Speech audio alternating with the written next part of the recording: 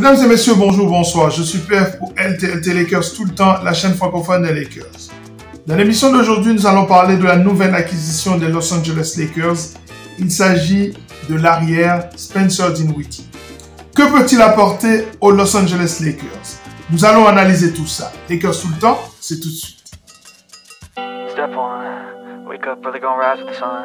Step 2, get some good, some food in you. Step 3, think real hard about what you wanna be. Step 4, everybody just do your thing. Wake up, today's gonna be a good day. Wake up, today's gonna be a good day.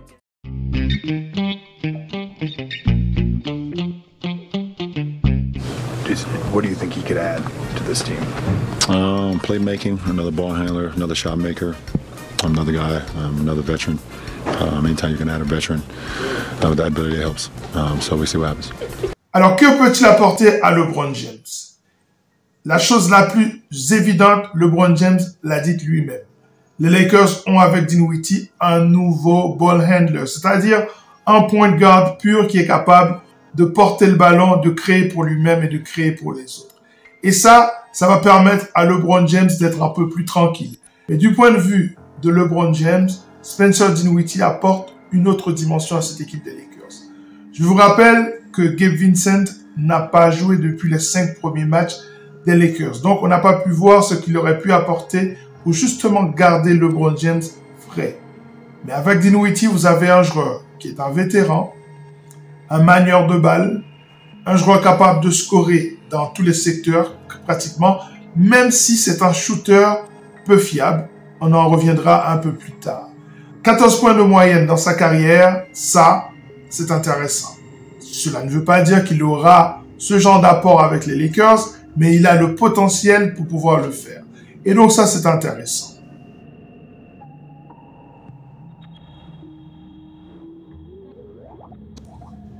Alors, Anthony Davis, comment peut-il bénéficier de cette nouvelle signature? Je pense que c'est l'un des enjeux de cette signature, justement. Parce que pour moi, Anthony Davis, dans le système des Lakers, offensivement, il est mal utilisé. Il y a des matchs où il est face à des pivots qui sont de moins bonne qualité que lui, où il y aurait dû avoir des phases de jeu qui sont conçues pour lui, pour qu'il puisse briller. Et la plupart du temps, on ne le voit pas. C'est vrai que récemment, il reçoit de plus en plus la balle près de l'anneau, ce qui est un progrès, puisque avant, il avait du mal à être au low post, et ce qui, à mon sens, était du gaspillage pur et simple. Est-ce que Dinwiddie, qui n'est pas un meneur pur, il faut bien le dire, est-ce qu'il est capable de créer justement une relation particulière, privilégiée donc avec Anthony Davis? Ça, pour moi, c'est le rêve. Parce que s'il arrive à le faire, ça veut dire qu'il y aura des matchs où les Lakers domineront encore plus à l'intérieur. Je vous rappelle que c'est l'identité de cette équipe des Lakers, donc il faut absolument tirer profit de cet avantage. Donc, Dinwiddie, en carrière, c'est 5 passes décisives par match.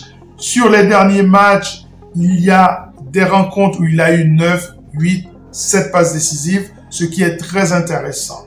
Est-ce qu'il pourra le faire dans cette équipe des Lakers? Ben ça, c'est toute la question. Parce qu'on sait qu'en pick and roll, c'est pas le meilleur attaquant du monde. C'est plutôt un meneur scoreur. Donc, et parfois, ça peut être au détriment du flow de l'attaque. Et ça aussi, il faudra qu'on l'ait à l'esprit. Du point de vue d'Anthony Davis, j'espère que le coach trouvera une relation privilégiée, un circuit privilégié entre ces deux joueurs.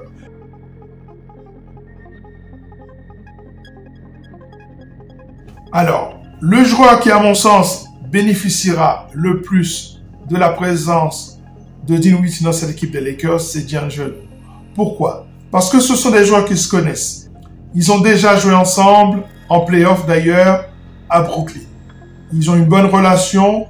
Et donc, comme on sait que D'Angelo, parfois, ça lui met beaucoup trop de pression d'être le principal ball handler. Donc, s'il est de l'autre côté du ballon, ça peut être très dévastateur pour l'équipe adverse. Est-ce que cette relation-là va se jouer? Ça aussi, c'est une question qui demeure en suspens. Mais en tout cas, il y a une chose qui est certaine. C'est que si D'Angelo Russell n'est pas dans un excellent rythme, eh bien, Dinwiddie peut prendre les choses en main. Je vous rappelle que c'est un joueur qui a fait des gros matchs de playoff dans lesquels il était particulièrement dévastateur offensivement. On l'a vu notamment il y a quelques années face aux Suns, quand les Dallas Mavericks ont éliminé les Suns à la surprise générale. C'est vrai que c'était Doncic le principal engin de cette victoire, mais Dinwiddie était très intéressant dans ce rôle-là. Donc on s'attend à ce que ce joueur prenne feu au moment des playoffs et soit un tout petit peu en galère au moment de la saison régulière. Il faut s'attendre à ça. Il va falloir être très patient avec lui laisser le temps d'étudier le système et de rentrer dans son rythme à lui. Parce que c'est un joueur de rythme. C'est pas un excellent tireur, mais force est de constater que quand il arrive en playoff, il élève un petit peu son niveau de jeu.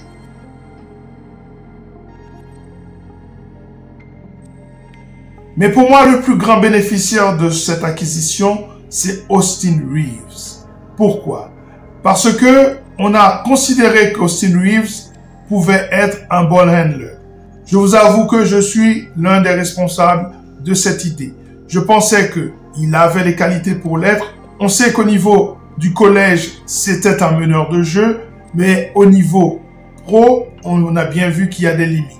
Donc, avoir un deuxième ball handler dans cette équipe, ça va permettre à Austin Reeves de se considérer exclusivement comme un deuxième arrière.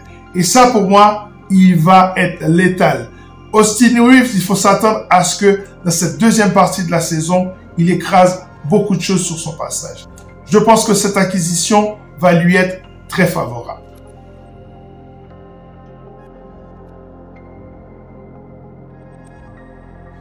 Un petit mot rapide sur Jalen Hood-Schifino, qui est le meneur de jeu, le point guard que les Lakers ont choisi à la 17e place lors de la dernière draft. Cette acquisition va permettre à ce joueur de revenir petit à petit dans la cour des grands, de surtout jouer beaucoup plus de matchs en G-League. Parce que pour moi, il n'est pas encore prêt pour jouer dans l'équipe première des Lakers, mais ça ne veut pas dire que ce ne sera pas un joueur intéressant à l'avenir. Je le vois dans le style Tyus Jones, un joueur capable de contrôler le jeu, rien de flashy, mais diablement efficace. Donc cette acquisition de Dinwiddie va permettre à ce joueur de rester en G-League et d'apprendre le métier de basketteur professionnel.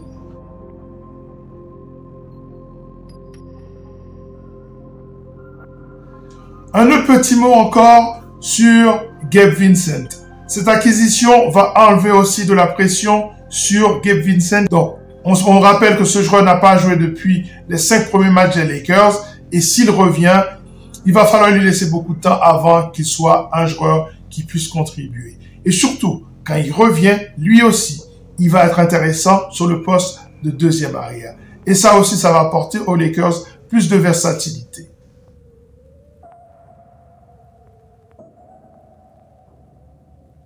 Que va-t-il apporter aux Lakers? Là encore, il va falloir être patient. Ce n'est pas un joueur qui va transcender la réalité des Lakers. Bien sûr, il va ajouter quelque chose, il va apporter des réponses à des questions qui étaient posées. Mais surtout pas la réponse sur le poste de meneur-défenseur. Nous savons que les Lakers ont beaucoup de difficultés à défendre sur des joueurs rapides, athlétiques, arrière, qui mettent beaucoup de points. Et ça, au moment des playoffs, ça va poser problème. Je ne sais pas comment ce problème va être réglé.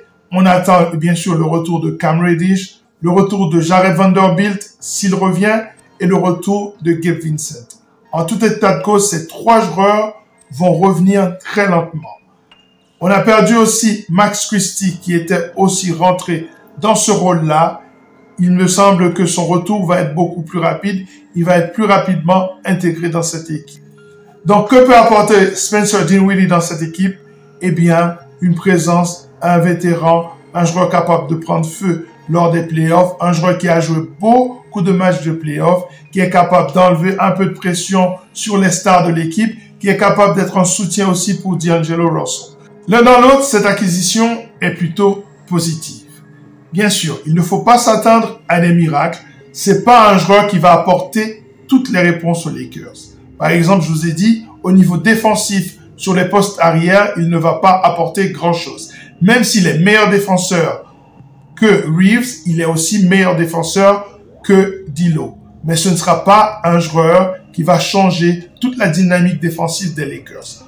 En revanche, au niveau offensif, ça c'est autre chose. C'est un joueur qui est capable de scorer en pick and roll, surtout pour lui-même, mais très bon en mid-range. Il est capable d'attaquer l'anneau.